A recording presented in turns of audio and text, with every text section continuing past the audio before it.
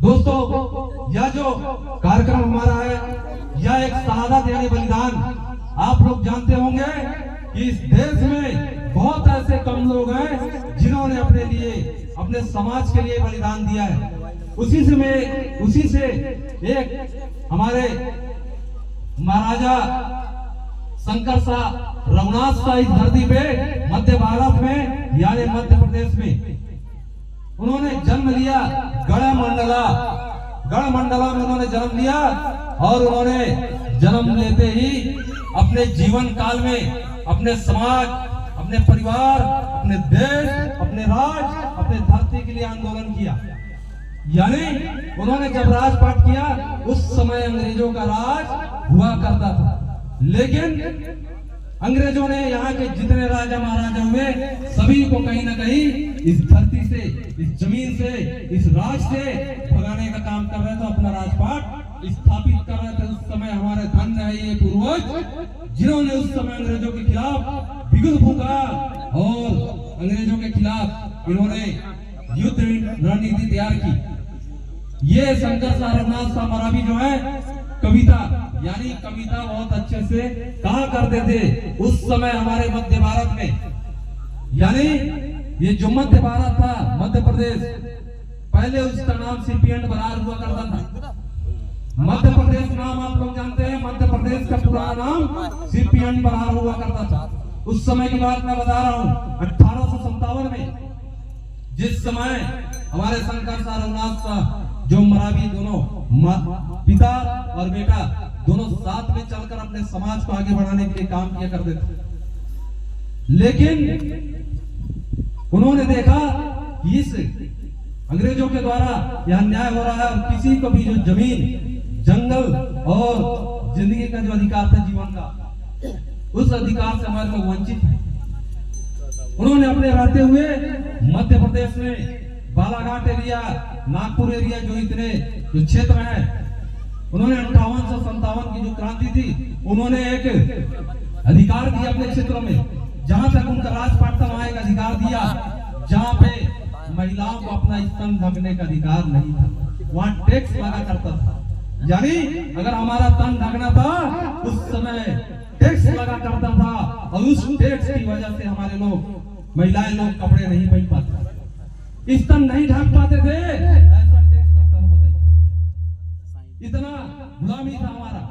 लेकिन धन्य है हमारे पूर्वज जिन्होंने राजपाट किया और अंग्रेजों के विरोध में क्रांतिकारी फूंका और वहां पे जो स्तन जो ढाकने का और टैक्स लगाने का जो कर था उसको माफ करते हुए हमारे पूरे मूल निवासी परिवार जो हमारे वहां रहते थे सभी बहनों को अधिकार दिया और मान सम्मान दिया।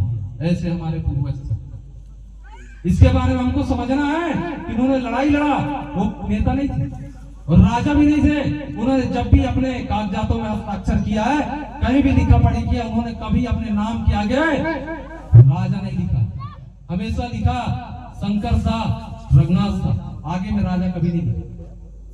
अपने आप को राजा नहीं मानते थे, लेकिन अंग्रेजों ने उनको देखा कि अपने यहाँ के लोगों के लिए अधिकार की बात कर रहे हैं, यहाँ के लोगों का अधिकार दिला रहे हैं, यहाँ के जंगल और जमीन की अधिकार दिला रहे हैं, तो अंग्रेजों ने उनको रोकने का प्रयास किया, लेकिन उन्हें रुके नहीं और अपने कविता के माध्यम से पूरे गांव क्षेत्र जितने जगह थे वहां पे लिखकर कविता के रूप में लोगों को जगाने का काम किया और अंग्रेजों के खिलाफ खड़े होने का उद्यान तैयार किया, जिसकी आवाज में अंग्रेजों ने धोखे से उनको महल से उठाकर और अपने कब्जे में किए और उनका जो है अपने कोर्ट, उस समय अंग्रेजी कोर्ट चला करता था, जबलपुर में लगा करता था, उस कोर्ट में उनका जो है पेशी किया गया और पूछा गया कि तुमको फांसी की सजा दी जा रही है, अगर तुम हमसे माफी मांगोगे, हमारे चरणों में गिर जाओगे, हमारा पैर पड़ोगे, हमारी गुलामी करोगे, तो हम आपकी फांसी की सजा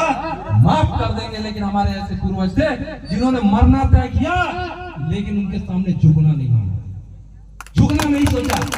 ऐसे हमारे पूर्वज ने कहा मुझे फांसी चढ़ा दो, मुझे फांसी चढ़ा दो, लेकिन आपकी गुलामी हम नहीं सहेंगे, और अंग्रेजों के सामने विरोध किया। लेकिन वहां पे कुछ मनुवादी लोग थे, कुछ ऐसे लोग थे जिन्होंने कहा कि अगर इनको फांसी दिया जाएगा तो उनके जबलपुर में इनका कब्र इमारत बनेगा, इनका इतिहास बनेगा, और ऐसा अगर बनता है तो इनके समाज इतना विद्रोह करेंगे कि हम लोग नहीं समझ सकते। इसकी वजह से इनको क्या किया गया, बोले इनको फांसी ना दिया जाए, इनको बीच जंगल में, मतलब बीच जबलपुर जो शहर था, उस शहर में ले जाके इनको तोप के सामने उड़ाया जाएगा, तब जाके पूरे जनता में डर पैदा होगा। ये बात रखा गया वहां पे। लेकिन जब भी उनको जबलपुर में बात रखा गया, वहां पे पूरे लोग वहां पे एकत्रित हुए, तोप के सामने दोनों पिता और पुत्र को तोप के सामने बांधा गया, और उसके बाद उस तोप में आग लगाकर उस तोप को जलाया गया। उस तोप को जलाया गया, और जब वो तोप चलाया तो उनके जितने शरीर के कितनों हजारों टुकड़े हो गए, और उस टुकड़ों को बटोरा गया, उस टुकड़ों को उठाया गया, उसको भी नहीं दिए। और उसको क्या किए, अंग्रेजों ने उस टुकड़ों को तेल में जलाकर उसका राख बनाकर, बताइए, नदी में बहा दिए। ये गलत बात है, कोई ताली नहीं बजाएगा, बहुत अन्याय हुआ हमारे साथ। इसमें ताली बजाने वाली बात नहीं है। कहां पे ताली बजाना है और कहां पे मातम मनाना है हमें मालूम नहीं। कहां पे खुशी मनाना है, कहीं पे ताली बजा देते हो, जहां मालूम नहीं है वहां ताली बजाना है। अगर हमारे पूर्वजों को अगर किसी ने मारा है, किसी ने राख बना दिया, तो वो ताली मारने वाली बात है। हम लोग को समझना पड़ेगा कहां पे हमको चलना है, कहां उठना है, कैसे बात करना है। हमको ताली कहां बजाना है नहीं मालूम, हमको समझना पड़ेगा। हमारे साथ अन्याय हुआ, लेकिन हम लोग इस पूर्वजों को याद कर रहे हैं। वो इसलिए किया गया था कि राख अगर इनका बना देंगे, उनका अस्तित्व नहीं रहेगा, तो इनके जो पूर्वज रहेंगे, बच्चे रहेंगे, ये इनकी बात नहीं कर पाएंगे। लेकिन ऐसा नहीं हुआ। अब हम इनकी बात कर रहे हैं, लेकिन इसके बाद इनकी तो पिता पुत्र के पत्नी भी रहे होंगे। कौन कौन जानता है उनकी पत्नी के बारे में? हम तो शंकर साहब, रघुनाथ साहब के बारे में बात कर लिए, लेकिन उनके परिवार भी तो रहे होंगे। उनकी पत्नी, उनका क्या हुआ? तोप के सामने जब इनको जला दिया, उनकी पत्नियों का क्या हुआ? अंग्रेजों के द्वारा उनके साथ क्या किया गया? अंग्रेजों ने उनको आग में जलाकर, यानी उस समय सती, समझ रहे हैं ना, सती किया गया, उनको आग में जला के दोनों पत्नियों को जला दिया गया। इतना अन्यायपूर्ण हमारे लोगों के साथ हुआ।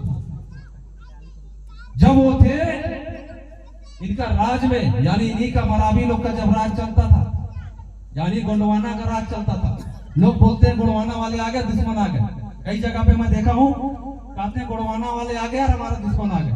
ऐसा नहीं है दोस्तों, मैं आपको बता देना चाहूंगा, यहीं पे आके ये जो आप भारत नाम सुन रहे हैं, इंडिया नाम सुन रहे हैं, सही बात है ना? आप लोग किताबों में पढ़ा तो आप लोगों को पता चला कि मेरा देश का नाम भारत है। उस समय रेडियो टीवी नहीं हुआ करता था। हमारे लोग बता रहे हैं कि इस भारत नाम, इंडिया नाम कैसे जाने?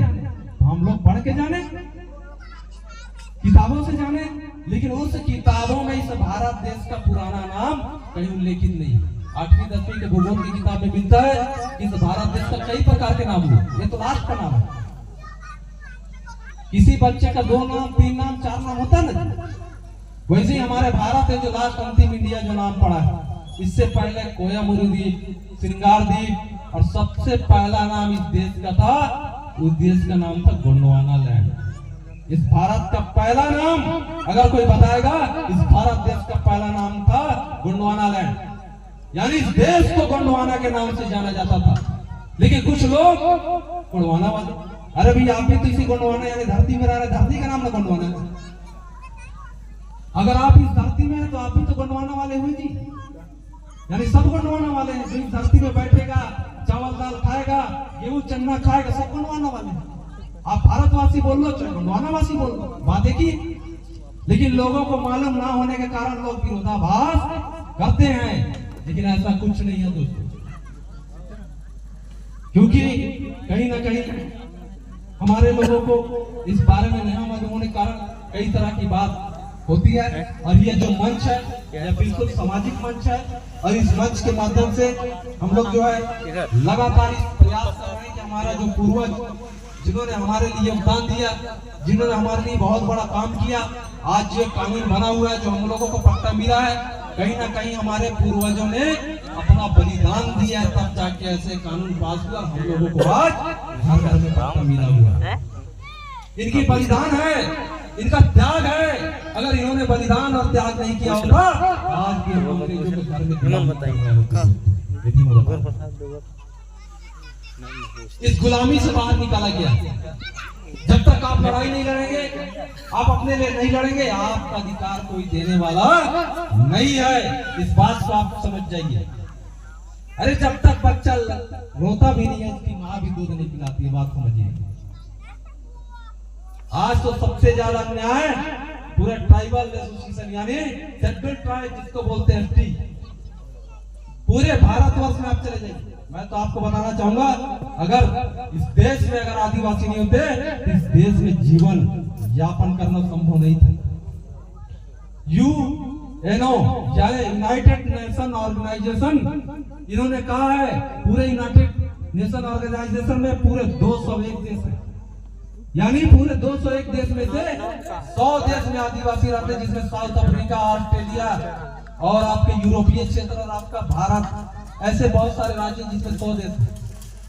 यानी यूनाइटेड नेशन ऑर्गेनाइजेशन ने क्या कहा कि अगर आदिवासी 70% यानी आदिवासियों ने 70% जगहों पे जंगल बचा के रखा है, यानी संपत्ति बचा के रखा है। अगर आदिवासी नहीं होते तो कहीं भी जंगल नहीं होता, कहीं संपत्ति नहीं होता। दोस्तों पूरे विश्व में 70% आदिवासी लोग संपत्ति बचा के रखे देश में।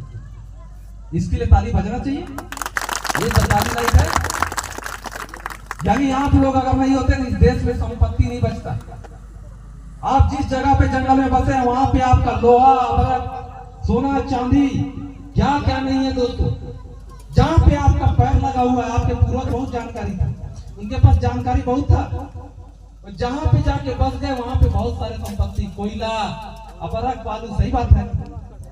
आपके पुरखा लोग ऊपर का भी नांगर जोतने जानते थे, फसल कमाने, और नीचे का भी जानते, कुछ तो है। यहाँ है, यहाँ मत छोड़ो, यहाँ कब्जा करके रखो। जंगल तुम्हारा, यहाँ पे सब कुछ है। तो जिसके पास, बाहर के लोगों के पास कुछ नहीं, बाहर के लोगों के पास कुछ नहीं था, तो आज मजबूरन आपके जंगलों से आपको हटाया जा रहा है, आपके जंगलों से आपको खुदाया जा रहा है। अरे फलाना तो जमीन नहीं है, भले आप 70 साल, 50 साल, 30 साल से काबिज जमीन पे आदिवासी लोग, लेकिन सरकार भी आपको भगा रही है। हर कोई भगाने में लगा, क्योंकि अगर वहां आप रहेंगे तो संपत्ति कोई दे पाएगा। ये सिस्टम चल रहा है हर गांव पे, हर क्षेत्र में। इसको समझना पड़ेगा कि आदिवासियों के साथ पहले भी अन्याय हुआ और आगे भी हो रहा है, लेकिन हम समझ नहीं पा रहे हैं। हमारा जो गांव घर का जो संपत्ति है, जो भी संपत्ति हमारा होना, यानी जिस देश में, उदाहरण मैं बता दूं, मैं 50,000 साल पहले की बात कर रहा हूं। इस धरती में मनुष्य आया था, मानव आया था 50,000 साल पहले, और 5,000 साल पहले प्रकृतिवादी यानी इस देश को, इस पेड़ पौधा को मानने वाले लोग आए थे। यानी इसको कहा गया आदिवासी। 5,000 साल पहले से मान रहे, रूढ़ी परंपरा रीति रिवाज 5,000 साल पूर्व, यानी कितने दिन पहले से हमारा चल रहा है। ये सिस्टम किन्होंने बनाया? हमारे पूर्वजों ने बनाया। आज मैं बता दूं, जितने पढ़े लिखे लोग हैं उनको मैं आज बताना चाहता हूं कि आप लोग जितना भी पढ़े होंगे, पहली, दूसरी, MA, BA, कॉलेज, डॉक्टरी, इंजीनियरिंग, कलेक्ट्री, जितना भी किए होंगे, उस किताब में आपको हमारे पूर्वजों को एक चीज नहीं मिलेगा। क्या नहीं मिलेगा? बिच्छी का मंत्र नहीं मिलेगा। आप लोग सही बात बताइएगा, जितने पढ़े लिखे लोग हैं, कितने लोग बिच्छी का मंत्र जी किताब में पढ़े हैं? कोई नहीं पढ़ा होगा। यानी जो किताब में पढ़े वो आपका नहीं है। बिच्छी का मंत्र, पीलिया झाड़ना, दुनिया भरा मंत्र, वो किताब से कोई नहीं पढ़ा, ना वो कहीं ला पाएगा। वो हमारे पूर्वज बिना किताब का ज्ञान, यानी आपके पूर्वज ज्ञानी थे, आपे के पूर्वज लोग आग का खोज किए। किताब में लिखा है जी, आदिवासियों ने आग का खोज किया। सही बात है, आदिवासियों ने आग का खोज किया। आदिवासियों ने पत्थर का घर बनाना शुरू किया। आदिवासियों ने नांगर जोतना शुरू किया, हल बनाना। वो टेक्निक वाला जो हल होता है ना, जो अभी जोत रहे हैं, क्या वैज्ञानिक लोग बना के दिए थे जी? नांगर जोतने का नई टेक्निक वाला हमारे पूर्वजों के पास था। सब ज्ञान था। उनको तो मालूम था कि कितना बज रहा है सवेरे, कितना बज रहा है शाम को, कब पानी गिरेगा नहीं गिरेगा उनको मालूम था, कौन दिन में वर्षा होगा नहीं होगा सब उनको मालूम था। बिना कैलेंडर का, बिना घड़ी का जानते थे सब चीज। आज ना घड़ी या कैलेंडर आ गया तो लोग देख देख के जान रहे। और हमारे पुरखा लोग बिना कैलेंडर घड़ी का पूरा दुनिया देश चलाते थे। एक बार नारा हो जाए, अपने पूर्वजों के लिए नारा लगाएंगे तो आप लोग मेरे साथ में बोलेंगे, सजोर पेंता सेवा सेवा, पेंता सेवा सेवा, काली कंकालीना सेवा सेवा, पावन कर संतावन प्रेरणा के समस्त देवी देवता सेवा सेवा। दोस्तों, क्योंकि कहीं ना कहीं अगर आपके पूर्वज ज्ञानी नहीं होते तो आज आप लोगों की स्थिति ये नहीं होती। अरे ज्ञानी तो थे जी, बिना किताब पढ़े लिखे, बिना स्कूल जाए, बिना कॉलेज के लिए आपके लिए इतना व्यवस्था करके गए। लेकिन आज हमारे बच्चे जो पढ़े लिखे हैं 8वीं 10वीं 12वीं कॉलेज, आज क्या कर रहे हैं? मेरा एक प्रश्न है समाज के लड़के की वजह से, यानी मैं भी समाज का हूं, इसलिए मैं प्रश्न करना चाहता हूं कि आप लोग पढ़ लिख लिए तो हमारा समाज आज इतना बिखर कैसे? हमारे पूर्वज पढ़े नहीं थे तो हमारा समाज नहीं बिखरा। पहले हमारा राजा प्रजा जमींदारी पटेली दुनिया भर का चलता, लेकिन आज ज्यादा पढ़ लिख लिए तो किताब का ज्ञान ले लिए और हमारा पूर्वजों का ज्ञान भरे के धरा रह गया। उस ज्ञान को कौन लेगा? और जब तक हमारे लड़के उस ज्ञान को नहीं लेंगे हमारा समाज एकत्र नहीं होगा, हमारा समाज इसी तरह बिखरते रहेगा।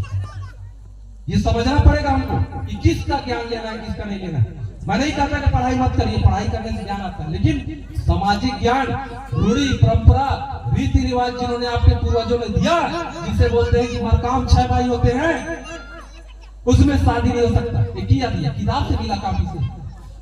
सही से बताइए कि मरकाम लोग 6 भाई होते हैं, लोग आपस में शादी नहीं करते, कहां से मिला? किताब से, काफी से। ये हमारा पूर्वजों का ज्ञान है। मराई लोग 18 भाई होते हैं, इनका भी पूरा सिस्टम बना हुआ है, इसमें भी लिखा हुआ है कि मराई लोग 18 भाई, इसमें भी शादी नहीं हो सकती। ये सिस्टम कहां से बने? और स्कूल कैसे सीखने के लिए? आपके पूर्वजों ने बिना किताब का ज्ञान दिया। आपको मैं बता दे रहा हूं, पहले से आपको मालूम होना चाहिए कि किताबी ज्ञान को मैं नहीं मानता, ये बाद वाला ज्ञान है, ये बाद में स्कूल खुला है। और आज मैं यहाँ मंच से खुले धमके की चोट में बोलना चाहूंगा कि हमारे जो बच्चे थे आज दाई दाऊ बोलना भूल गए। कौन कौन दाई दाऊ बोलता? हाथ उठाते जी अपन माँ बाप, बहुत कम लोग, बहुत कम लोग होगा। बाकी जे मम्मी पापा वाले है ना, है ना? तो मेरा कहना दाई दाऊ, यानी आप समझिए जब हमारे पूर्वज थे, हमारे पूर्वज जो हमारे पिताजी थे, उनके समय में हर कोई अपने माता पिता को दाई और दाऊ बोला करते थे, क्योंकि उस समय गोंड में गोंडी भाषा बोलते थे। हमारे पूर्वज उस समय गोंडी भाषा बोलते थे। लोगों को विश्वास ही नहीं होता कि मरावी साहब कैसे बोलते हैं कि दाई दाऊ गोंडी भाषा, ग्रुप करके नाम ग्राम का काम की गोंडी भाषा है और बोलते थे। यानी हम लोग दाई दाऊ बोल रहे हैं, गोंडी भाषा में हमारे माता पिता को हिंदी और गोंडी में दाई दाऊ बोला जाता है। हमारी किताब पढ़िएगा गोंडी, समझ में आ जाएगा कि दाई दाऊ को गोंडी में ही बोलते हैं, दाई दाऊ। उसके बाद हमारे बच्चे कहाँ गए पढ़ने के लिए? 1ली 2री 5वीं, तो हम लोग को हिंदी भाषा सिखाया गया। गोंडी तो हम पहले से जानते थे। जब हम स्कूल में गए 1ली से 5वीं 10वीं पढ़ने, तो उस स्कूल में क्या पढ़ाया गया? माँ बाप, माता पिता बोलने सिखाया गया है। उस भाषा को सीखे हिंदी में, क्योंकि हिंदी में दाई दाऊ को हिंदी भाषा में माता पिता बोलते थे। माँ बाप बोलने चालू की, माँ बाबूजी बोलने चालू की। जब उसी स्कूल में अंग्रेजी पढ़ाया गया तब अपने दाई दाऊ को क्या बोलने लगे? Mummy daddy, mother father. बात सही है? तो हम लोग ये सब कहाँ सीखे जी?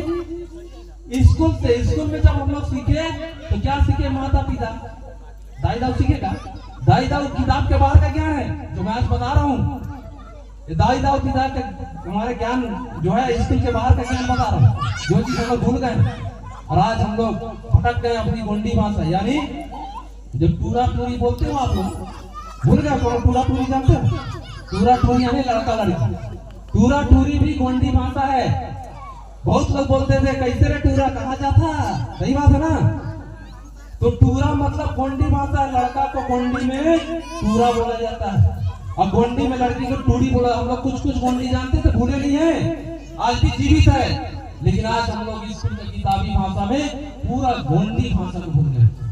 लेकिन आज भी बस्तर में और आपका महाराष्ट्र मध्य प्रदेश कुछ एरिया में ऐसे करके बहुत सारे लोग गोंडी भाषा बोल रहे हैं, भूले नहीं। हम लोग बीच वाले गड़बड़ हो गए, मध्य भारत वाले बता रहा हूँ, सही बता रहा हूँ। मध्य भारत वाले लोग सब कुछ अपना रूढ़ी परंपरा बोली भाषा सब भूल गए। हमको फिर से जागृत करना है। आपको मैं उदाहरण बता दूं, यानी आप देखे होंगे, बात हो रहा था, मैं एक कहानी भी बता देता हूं इसी माध्यम से, थोड़ा बहुत एंटरटेन भी होना चाहिए। 3 पक्षी बैठे थे, मैना, कौवा, तोता।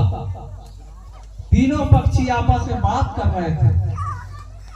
तीनों पक्षी आपस में बात कर रहे थे कि फलाना मिट्टू तो बहुत बढ़िया बोलता है।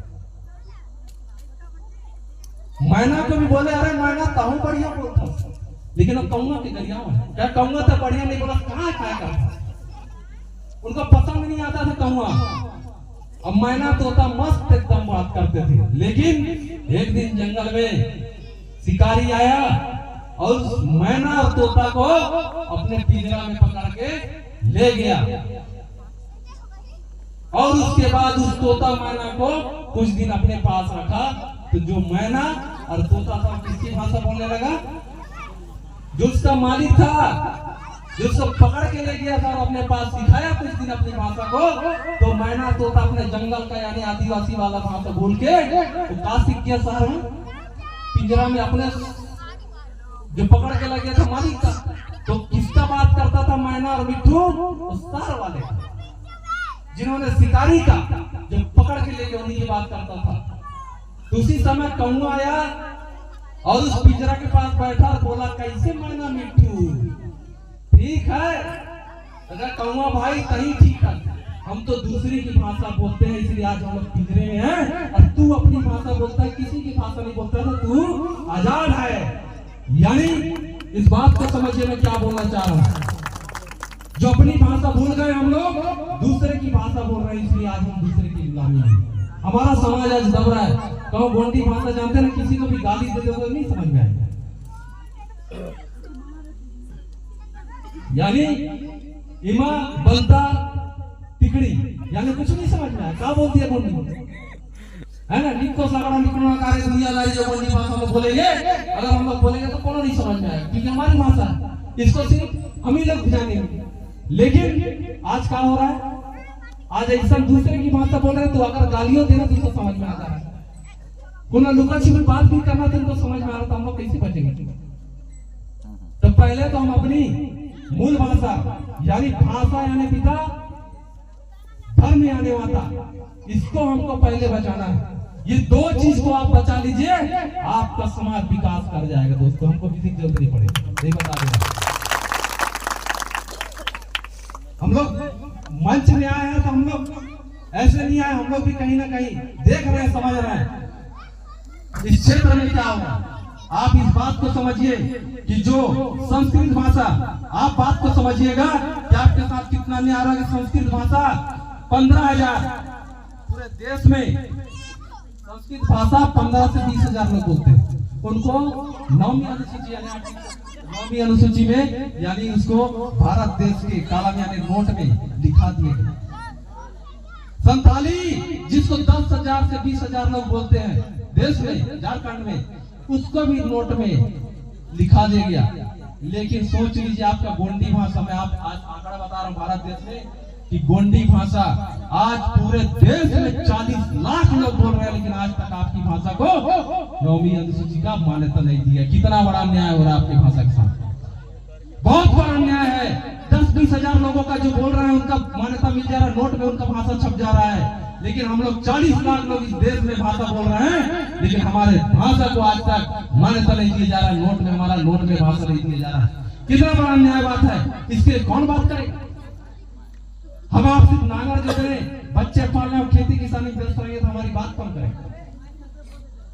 इसलिए मैं कहता हूँ नौजवानों से, पढ़े लिखे लोगों से कि जितने पढ़े लिखे लोग हो आ जाओ हमारे साथ में मैदान में। अगर आप समाज के लिए खड़े हो रहे हैं तो हम भी समाज के लिए तन मन से खड़े होने के लिए तैयार हैं दोस्तों।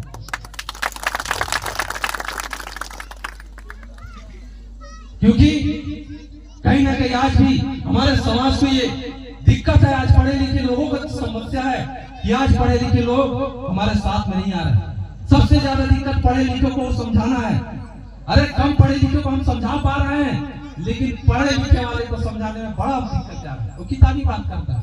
जबकि उनको मैं बताया भी कि आप किताब से आपका समाज नहीं चलता है, क्योंकि आदिवासी समाज में कभी छठी पत्री दस्तार का किताब नहीं मिलेगा। सामाजिक कार्यक्रम में छठी पत्री शादी ब्याह का किताब नहीं मिलेगा। हमारा समाज किताब से चलने वाला समाज नहीं है। हमारा किताब रूढ़ी परंपरा रीति रिवाज यानी पुराने समय से जो नियम कानून बने हुए उस नियम से चलने वाले समाज है। ऐसे समाज वाले आज हम लोग बिखरे हुए हैं। बताइए, आज हमको 2-4 किताब धरा दी, उस किताब में हम लोग भुला गए, लेकिन जो पूर्वजों ने हमको दिया दान में, जो आज भी आज अस्तित्व के रूप में हमारे देश में जागृत है, उसके बाद भी आज हम लोग भटक गए। इस भटकाव को हमको रोकना पड़ेगा और जल्द से जल्द हमारे समाज को एक होना पड़ेगा। और जिस दिन हमारा समाज एक होगा, इस देश में पहले भी आदिवासी राज करता था और दोस्तों आगे भी करेगा और आने वाले पीढ़ी भी करेगा दोस्तों, राज करेगा। लेकिन हमको संगठित होने की जरूरत है। हमको राजनीति से मतलब नहीं है। आज सामाजिक बात मैं सामाजिक बात करूंगा और उदाहरण में प्रस्तुत करूंगा हमारे पूर्वजों का। शंकर साहब रघुनाथ साहब जो हमारा भी थे, इन्होंने नेतागिरी अपने समाज से कभी छल नहीं किया। इन्होंने क्या किया, अपने समाज परिवार के लिए जान दे दिया। ऐसा कोई नेता है क्या? ऐसा कोई आदमी है क्या देश में जो अपना फांसी अपना तोप के सामने मरना स्वीकार कर ले, लेकिन गुलामी स्वीकार ना करे? किसके लिए? इस समाज के लिए। आज तो भैया एक डंडा खाए के लिए कोनो नेता तैयार नहीं। ये नेता से अलग रहिए। समाज का काम अलग है, राजनीति का काम अलग है। हम जो बेटा यहाँ बैठे हैं, हम लोग सब लोग प्रण लेके आए कि हम समाज का नेता नहीं, समाज का सच्चा और ईमानदार बेटा बनेगा तो समाज का विकास करके जाएंगे दोस्तों। ये हम लोग का संकल्प है और ऐसे लड़के हमको तैयार करना है। नए लड़के ही हमारे साथ में आके लगातार काम करें। हम लोग तैयार ना भाई साथ देने के। आज हमारा हर तरह से सोशल अन्याय हो रहा है, जंगलों में धुआं हो रहा है। अरे हसदेव वाला जंगल देखिए पूरा कट गया, 70,000 1 लाख पेड़ कट जा रहे हैं। और सरकार में जब आएगा समय तो माँ के नाम पे, पिता के नाम पे एक पेड़ लगा देते हैं, और जब काटना होगा तो लाखों पेड़ को काट दे रहे हैं। उस समय उनको जंगल का प्रदूषण नहीं दिखता है, बस उनको अपना पॉपुलैरिटी दिखता है, अपना नाम कमाना दिखता है कि एक पेड़ लगा दो माँ के नाम में, एक 5 पेड़ लगा दे पिता के नाम में, इतने बार दिखता है। एक पेड़ लगाने में क्या होगा, जिससे लाखों पेड़ काट रहा है, लाखों पेड़ लगाइए और वो पेड़ बढ़ने में तो समय लगेगा। इसी पेड़ की वजह से आज हमारा ग्लोबल वार्मिंग यानी इस देश का जो गर्मी, ग्लोबल वार्मिंग जिसको बोला जाता है, पहले की अपेक्षा आज बढ़ चुका है। बहुत सारी चीजें जो हमको समझना और जानना पड़ेगा, सीखना पड़ेगा। कहीं ना कहीं हमारा देश आजाद हो चुका है, लेकिन हमारा समाज आज भी कहीं ना कहीं गुलामी की कगार पे खड़ा है दोस्तों। ये चिंता का विषय है। एक एक घर से मैं कहता हूँ, गांव का एक घर से आदिवासी परिवार एक एक लड़का मुझे दे दे। इस समाज का काम करने के लिए एक लड़का मुझे दे दे। अगर वो लड़का इस समाज में अगर दे दिए तो समझ जाइए गांव में आए बाएं साए साए दुनियादार अन्याय टोटल खत्म कर दूंगा दोस्तों। गांव में बता रहा।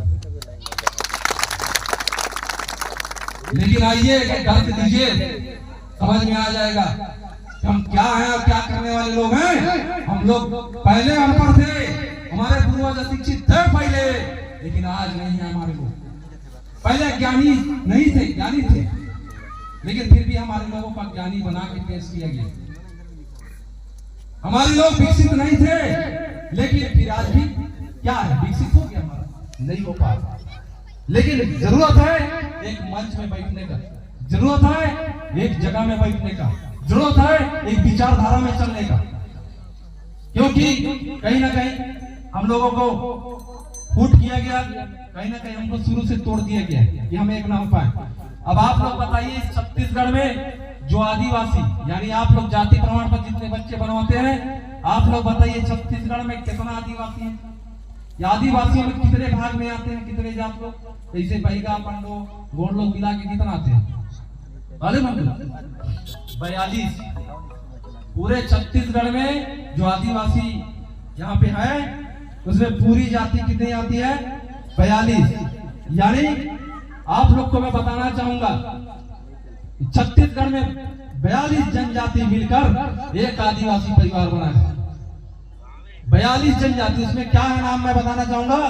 गोंड, कंवर, उरांव, हलवा, भतरा, सौरा, कोरवा, इजवार, नगेसिया, भरिया, बैगा, खरवार, अगरिया, मांझी, भैना, मझवार, धनवार, कड़िया, कमार, कोल, मुंडा, पारधी, पाव, प्रधान, कोत, भुजिया, गढ़वा, बिहार, सौता, बिहार, परजा, भील, कोरकू, कोलम, सौर, मवासी, सरिया, भील मीना, डामोर, कारकू, आंध्र, सो। इतनी जनजातियां मिलकर आदिवासी यहाँ पे है, लेकिन किसी का पता चलता नहीं, पता चलता। 42 लोग कहां आपके भाई लोग भटके? अगर पूरे 42 लोग अगर आपके साथ खड़े हो जाए तो किसी में मजाल है, किसी में उनका अस्तित्व उनको मालूम नहीं, इसलिए भटके हुए। आप इसको बताइए, बैठक में जाइए। और दूसरी बात, आज बहुत अच्छी बात मैं बताना चाहूंगा, क्योंकि मेरे पास जो लिखा हुआ है, बहुत स्पष्ट लिखा हुआ है कि हम लोगों को, यानी इस देश में जब भारत का जनगणना हुआ, इस देश में क्या हुआ? इस देश में हमारा जो एसटी, एससी, ओबीसी भाई, समझिएगा बात को, एसटी, एससी, ओबीसी भाई तीनों की बारे में बात करूंगा। यानी इन लोगों को, हम लोगों को 6247 जातियों में बांट दिया गया इस भारत देश में, भारत देश आजाद होने के बाद। यानी कितने टुकड़े किए गए हमारे एसटी, एससी, ओबीसी भाई का? 6247 जातियों में बांट दिए। पहले हम आदिवासी लिखते थे, एसटी हो गए, एससी हो गए, ओबीसी हो गए, आदिवासी से क्या हो गया? एसटी, एससी, ओबीसी हो गए। लेकिन एसटी में इतने लोग, एससी में इतने लोग और ओबीसी में इतने लोग, यानी पूरे आदिवासी यहाँ मूल निवासी जितने भारत देश के गोंडवाना के लोग थे, उनको बांट के कितना कर दिया भारत देश में? 6247। सुनने में कितना गजब लग रहा है, कितना ज्यादा है। तो सबसे ज्यादा आप आंकड़ा लिख लीजिएगा कि सबसे ज्यादा, शुरुआत में कर दूं कि सबसे पहले अनुसूचित जाति यानी एससी, अनुसूचित जाति को कितना में भागों बांटा? 1703 जाति के टुकड़ों बांटा एससी को, यानी अनुसूचित जाति। दूसरा है अनुसूचित जनजाति, उनको हम लोग कितने वर्गों बांटा? 801 जाति, दुनिया भर का। उसके बाद पिछड़ा वर्ग जाति। अब इसका मैं बता रहा हूं, सबसे ज्यादा टुकड़ा किसको हो जानते हैं? पिछड़ा वर्ग जाति, जिनका है 3743 जाति में तोड़ दिया गया ओबीसी को। इतना बुरा तोड़ा गया है कि आज ये नहीं हो पा रहा। हम लोग देखो, इनका कोई ठीक नहीं है, ये नहीं हो पाएंगे कि होंगे भगवान जाने, लेकिन बहुत ज्यादा टुकड़ों में तोड़ दिया। ये तोड़ने का काम कौन किया? इनको जो टूटे हैं उनको समझना पड़ेगा। हम तो एकत्र हो रहे हैं, आदिवासी लोग, हम 801 लोग जो तोड़े, हम एक होने के लिए तैयार हैं, हर एक होंगे, चाहे गांव ठकाओ हो, सिंगत हो, डुग्गी हो, उच्चोला हो, ब्रह्मपुर हो, मजाली हो, सेना हो, चाहे ये क्षेत्र का जितने लोग होंगे, हम ऐसा ही पैसा लेके हमारे लोगों को करेंगे। एक दिन हमारा राजपाट ला के रहेंगे, दोस्त ला के रहेंगे। हम लोग को ज्यादा जरूरत नहीं है। तो मैं इसी बात को कहना चाहूंगा कि दोस्तों, इसी बात को कहना चाहूंगा कि दोस्तों, कुछ देर की खामोशी है, अरे कुछ देर की खामोशी है, फिर शोर आएगा। अरे कुछ देर की खामोशी है, फिर शोर आएगा। अरे दोस्तों, तुम्हारा वक्त आया है और हम आदिवासियों का दौर आएगा, हम आदिवासियों का दौर आएगा दोस्तों। क्योंकि मत लड़ो आपस में आदिवासियों के लिए, क्योंकि हम ही लोग ज्यादा लड़ते हैं। सही सही बता रहा हूँ, लड़ना बंद करो। मैं आगे हम पूरा लड़ाई सब बंद कर देंगे। हम आदिवासियों के साथ मत लड़ना है। तहसीलदार एनडीएम से लड़ो, जंगल वाले से लड़ो तो जमीन जगह पा जाओ, अपने भाइयों से लड़ोगे तो सीधा जेल में जाओ। इसलिए मैं कह रहा हूँ कि मत लड़ो आपस में, वरना बिखर जाओगे। मौत आने से पहले खुद अपनी नजरों में गिर जाओगे। हो कौन इस धरती इस देश के तो गुंडवाना अपना बना लो। इतिहास नहीं तो इतिहास के पन्नों में दोस्तों बिखर के रह जाओगे, बिखर के रह जाओगे। तो दोस्तों, आज बहुत कम समय मिला है, लेकिन जितना था मैं बोला हूँ। अभी और भी बोलना चाहता था तो ज्यादा नहीं कहूंगा, लेकिन एक बात जरूर कहना चाहूंगा मेरे नए लड़कों से कि जो मैं उनको सिखा रहा हूँ, जो ला रहा हूँ, उनके लिए एक शब्द है कि सुंदर सुर सजाने को साज बनाता हूँ, सुंदर सुर सजाने को साज बनाता हूँ, नौ सिखिए परिंदे को बाज बनाता हूँ। चुपचाप सुनता हूँ शिकायतें सबकी, तब दुनिया बदलने की आवाज बनाता हूँ। समंदर तो परखता है हौसले पक्षियों के, और मैं डूबती कश्तियों को जहाज बनाता हूँ। बनाए चाहे चांद पे कोई बुजुर्ग खलीफा, और मैं अपने आदिवासी के कच्चे ईंटों से ही ताज बनाता हूँ, और मैं अपने आदिवासी कच्चे ईंटे से ही ताज बनाता हूँ दोस्तों। और हमारे लड़के नए कच्चे ईंटे हैं, और इनको सजाने का काम हमको ही करना है, समाज के लिए आगे बढ़ाने का काम हमको ही करना है। कोई बाहर से नहीं आएगा हमारे समाज के विकास के लिए, कोई आगे से नहीं आएगा हमारे समाज के एकत्र होने के लिए। जो करना हम ही करना है, मरना हमको यही, जीना हमको है। यह हमारी धरती है, हमारी माता है, यही पे हम आएंगे, यही से ऊपर चले जाएंगे। तो क्यों ना हम एक होकर काम करें दोस्तों, क्यों ना हम एक होकर काम करें दोस्तों। इस बात पर विचार करना इस मंच के माध्यम से। तो ज्यादा ना कहते हुए एक बार पुनः सबको सेवा जवार करता हूँ, जिन्होंने आप लोगों ने मुझे बहुत अच्छे से सुना, और आने वाले पीढ़ियों के ही मैसेज देना चाहता हूँ कि आप लोग अपना विवेक, अपने दिमाग को खोलिए और अपने विवेक को आगे ले जाने के लिए संगत करिए। हमारे लड़के संगत करने में बड़ा गड़बड़ है। कहाँ संगत करना नहीं करना उनको मालूम नहीं है। संगत ऐसी जगह करते हैं जहाँ पे गलत हो रहा है, यानी गलत रास्ता। आज मैं उदाहरण बताता हूँ कि अगर आपको अच्छा बनना है तो आप दूध पिएंगे, शरीर बना दूध पिएंगे, खोज के कहाँ पे गाय गरुआ भैंसा की ठेका भी है, दूध 1 लीटर दे दे। हमको मेहनत करना पड़ता है शरीर बनाने के लिए। लेकिन अगर गड़बड़ करना है तो भाई महुआ दे तो काउंट मिल जाए, महुआ जो काउंट मिल जाए। हमको बिगाड़ने के लिए लड़का को मेहनत करने की जरूरत नहीं है। हमारा लड़का बिगाड़ने की व्यवस्था बना हुआ है। माता पिता का क्या है, माता पिता किस पे मेहनत करता है कि हमारा लड़का सही रास्ता में जाए। बिगाड़ने वाला रास्ता माता पिता नहीं बताता, वो ऑटोमेटिक व्यवस्था समाज में हर गांव में व्यवस्था है, टेंशन नहीं। तो बात को समझिए, अगर हम लोग को सपूत बेटा, यानी इस गांव में अगर मैं कदम रखा हूं, अगर मैं आया हूं, हमारे पूरे टीम के साथ आए हैं, तो मेरा एक उद्देश्य है, ग्राम गांव में प्रत्येक घर में जिन्होंने अपने माता पिता का पुत्र कहलाते हैं उसको एक सपूत बेटा, यानी आप समझिएगा 2 बेटा होते हैं, एक सपूत और एक कपूत, जिसको नारायण बोलते हैं। बात सही है ना? 2 प्रकार के बेटा होते हैं हर माँ बाप। एक निकल जाता है सपूत, जो माता पिता का बात मानकर माता पिता का सेवा करता है, उसको बोलते हैं सपूत। और कपूत जो माता पिता पैदा किया, खवाया पिया, जितना बड़ा किया, बड़े बड़े मंत्री विधायक तक लोग पहुंच गए। लेकिन कुछ बेटा लोग ऐसे होते हैं कि अपने माता पिता को नहीं मान सम्मान करते, नहीं पूछते हैं। पढ़ने के बाद वो सियान हो गया बेचारा, उसका कई तरह का प्रताड़ित करते हैं, उसको बोलते हैं कपूत बेटा। तो यहाँ पे सब लोग बैठे हैं, कौन कौन अपने बच्चों को कपूत बेटा बनाना चाहते हैं? हाथ उठाइए। कोई नहीं। लेकिन अपना बेटा को सपूत कौन कौन बनाना चाहता है? हाथ उठाइए। अपना बेटा को कौन अच्छा सपूत बनाना चाहता है? सब लोग। यानी अगर आप अपने बेटा को सपूत बनाना चाहते हैं तो उसको भी अच्छा शिक्षा देना पड़ेगा, सामाजिक शिक्षा देना पड़ेगा, अच्छा ज्ञान देना पड़ेगा, तब जाके घर का शांति व्यवस्था बनेगा। और आपके बेटा को अगर सही शिक्षा नहीं दे पाए, अपने बेटियों को सही शिक्षा नहीं दे पाए, तो कपूत बेटा बनने के लिए थोड़ी संगत करना पड़ेगा। बदमाश बेटा बनने के लिए संगत करना पड़ेगा था। दाई दाऊ दरियाई के लिए संघर्ष करना वो ऑटोमेटिक संघर्ष है, वो टेंशन वो आपका है। सपूत बेटा बनाने की मेहनत, अच्छा बेटा बनाने की मेहनत करना। तो ज्यादा ना कहते हुए अपने वाणी पर ही विराम देना चाहूंगा। एक बार नारा हो जाए, अधिकार हमारे जीने के, अधिकार हमारे जीने के।